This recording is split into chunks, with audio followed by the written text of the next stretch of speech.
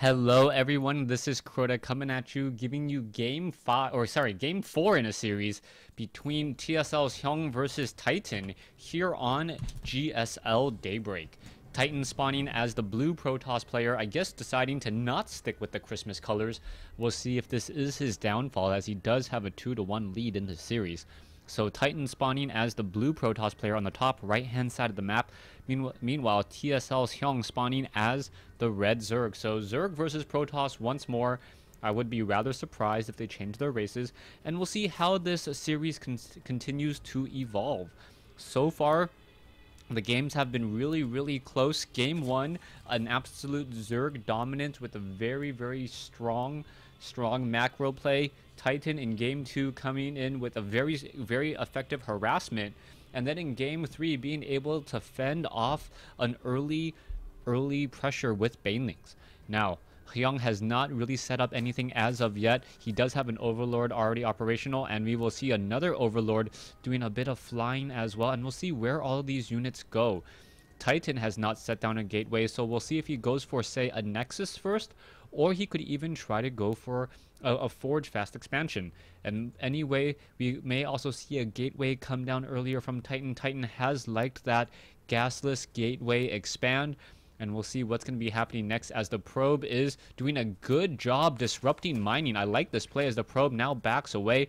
What you saw Titan do there was he was trying to mine at the minerals so that a drone could not claw at the minerals at the same time. And with that, it does disrupt the mining a little bit. And then the probe would purposely then move away after 2 or 3 seconds so that he doesn't actually pick up any minerals and then go back. You can see that a drone is going to be making its way out. Will the probe be able to stop it? Yes, he's going to be warping in a pylon to do the block. And Titan with a very nice lead now, attempting to escape with those minerals. It looks like he will be able to do exactly that as the probe now returns home. Hyun could easily set up another hatchery here at the third base, though. This is Daybreak. Will this pylon get completed? Yes, it does. So Titan completes a pylon here, and what we may see, even though I do not highly recommend it, is photon cannons being placed down here in order to make sure that units can actually get off the ramp. That is a very dangerous strategy, as we now see Titan pulling away with that probe. A queen is already being trained up. Some Zerglings have not been added at all, as Hyun currently... Nope, Zerglings now making their way out. So 2 Zerglings going to attempt to claw away at this one pylon, and it looks like Hyun is going to be going more for a macro game. Probe now still wandering around. This forces a Zerg player to try to get onto 3 bases faster than they would normally like. And now we are also going to see a gateway, a photon cannon, and another pylon being established down here. And this front door will be very difficult to take out. The photon cannon is up against the buildings, so the range of 7 is going to be enough to fire back at roaches, even if the roaches are just trying to attack either the gateway or the forge. Hyun now going to be running up on 2 bases. His third base just established 22 seconds ago.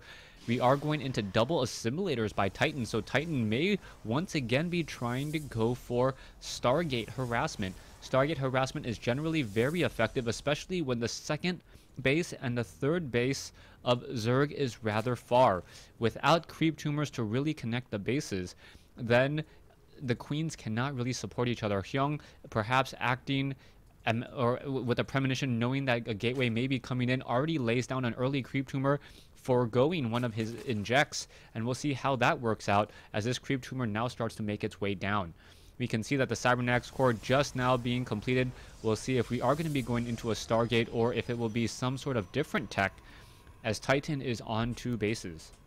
Harvester count is 30 probes versus 30 to 31 right now, so we are still very even at this stage. We are going to have a slight less diminishing returns coming in from Hyun once he does transfer some drones over here to this to the natural expansion location, his third base technically, as we are going into sentries and also Protoss level 1 ground upgrades. The Protoss really not sitting on that much gas, so he is really spending the majority of his gas on upgrades and on sentries instead of anything else. And I believe if Hyun perhaps canceled these hatcheries and then tried to go for a Baneling all-in, it may have been a little bit more effective, than, say, in the previous matchup. So far, Hyun is sitting on a supply advantage 54 to 48, and I hear this said a lot. Zerg players have a supply advantage, they have a base advantage, but somehow they still lose. Supply is one of those things where it gives casters and viewers a way of comparing two numbers. The problem with that is it doesn't really show you or indicate or tell you what type of units are within that supply. So if there is 40 roaches on the field, even though that is technically 80 supply worth of units, roaches are perhaps one of the least cost-effective or supply-effective units in the game. They only cost a total of 100 resources, and stalkers in general are much better. If you say, what would you rather have, a 200 supply of roaches or 200 supply of High Templar, you would normally say you would want the 200 supply of High Templar, just because the sheer cost of those units are higher, even though the food supply or the supply is the same. So be very wary when trying to compare any single stat in StarCraft 2, because it only paints a distorted picture if you are not careful. Hallucination now being researched. We are going into Blink. Zealot now being trained as well. We are going into level 2 weapons upgrade. So the Twilight Council is out. No charge as of yet, because we are now getting a chrono boost onto the Forge. And both players really playing a very heavy macro game. You can see down over here, an Overseer has made its way in. It has spotted the Nexus here. And now Hyun knows that he has to look to deal some damage. But he's going to instead drone up first. Try to get that Harvester advantage. 61 drones compared to 53 probes. With 17 drones now coming in, Hyun is going to have an enormous army as long as Titan does not hit some sort of timing attack. I don't see that many production. Nope. There are actually 4 production buildings in total, but that may not be enough, as 2 more macro or 1 macro hatch and another base coming in on the top left. Hyun is getting the Zerg engine going, and with 76 drones and now a 4th base, that may be simply too much to stop. However, Titan is now running up and getting an additional 4 gateways down here. It is going to be very difficult to push this 3rd base as well. 94 supply versus 93. We are getting 8 more overlords now. Currently, the larva count sitting at 7. So 7 larvas, 8 larvas now, and we'll see how much that can really be done. As now Hyun also looking to expand in the center. So crazy expansions coming in from Hyun, and he does currently have about 1,000 total resources to spend. He can easily tech into Mutalis or even go into Hydralis. Both of those are low food, high cost units. So we'll see how effective that can be. But we really need to see a stronger Zerg creep highway in order for those Hydralis to be effective. Hydralis on creep, move as fast as stimmed units. Off of creep, move as slow as non-stimmed units for Terran. So you can see how important that will be. Roaches and Zerglings now attempting to take down these destructible rocks, make the map a little bit smaller, but Stalkers now coming in from behind. Titan making a quick move as the Zelnaga tower was taken. Back over here, 1 Zergling on the high ramp will get spotted and taken out by Titan, as a proxy pylon now being established. Titan with, I believe, a much larger army. Yes, does have a much larger army. Production tab does not show any spine crawlers, and that is going to be a problem. We need to see a large number of spine crawlers coming in from Hyun. No, Hyun instead just going into mass roaches and hoping that his army can hold on, as this hatchery is going to buy him precious time. Delaying the attack. Titan does have 2-0 upgrades. We are going into level 1 Zerg flyer attack, and the Stalkers have Blink as well, so the Stalkers are going to be able to get into the proper position. Zealots now trying to make their way in. They get quickly destroyed by Zerglings, and what's going to happen here? A large battle in the center portion of the map could ensue. Zerglings now trying to get in. Force fields now coming down as well. The Stalkers do blink away. Beautifully played by Titan, as Titan now able to take down many of those units, as these units have nowhere to run. Hyun does not have a burrow, so he's unable to just burrow these units. Stalkers are blinking and peeling back. Titan now with still a larger army. Food supplies 76 versus 65. Both sides continuing to fight, and it looks as though 40 more Zerglings will try to come in, but the Zerglings do not have the weapons upgrade, as the Roaches are now trying to remass up in the center portion of the map. Stalkers are going to back off over here.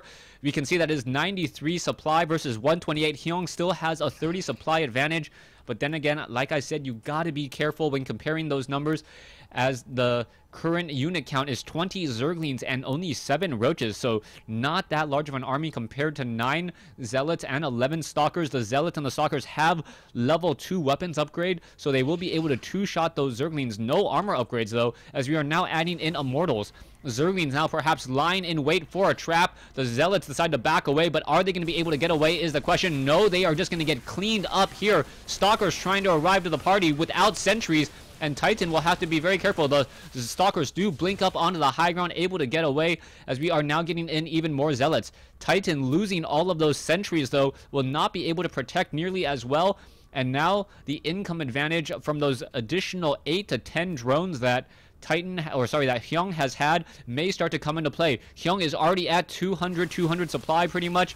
He cannot train up any more units. He needs to just start trading and trading effectively. He knows that he has a larger army at this point, and we'll see where he can push. The Colossi are being trained up, but it may be too little, too late, as the Roaches, Zerglings, now making their way up the front door. How much damage is going to be done? The Stalkers now trying to make their way in, and here we go. Roaches quickly pushing in. The Immortals getting focused down rather quickly as the Roaches just continue to push as well. Overseer is in the air, but I'm not quite sure what he expects to see. He does see Blink Research, so perhaps Dark Templar was a concern. Hyun still running in with a whole bunch of Roaches. Titan doing a great job blinking back with those Stalkers. With the sheer number of 2-1 upgraded Roaches, too much against those Stalkers who are only 2-0. Hyun did lose, 2 Colossi caught in transit, and that is GG. Titan winning, Titan losing, Hyun winning game 4 in this series. Titan giving the GG after losing 2 Colossi without dealing any damage with them whatsoever. The power of the Roach, one of those units that are very powerful early on in the game just because of how beefy they are, how many hit points they have, but as the game progresses, they generally get weaker and weaker. Hyun was able to mass up to 199 over 200 supply in terms of Roaches, and strike. These Roaches just kept on coming from across the screen, kept on reinforcing. Even now we see 20 supply of Roaches ready to hatch, and more Roaches making their way across the field. Thanks for watching. Thanks for listening. Stay tuned for Game 5 in this Best of 5 series between Hyun and Titan.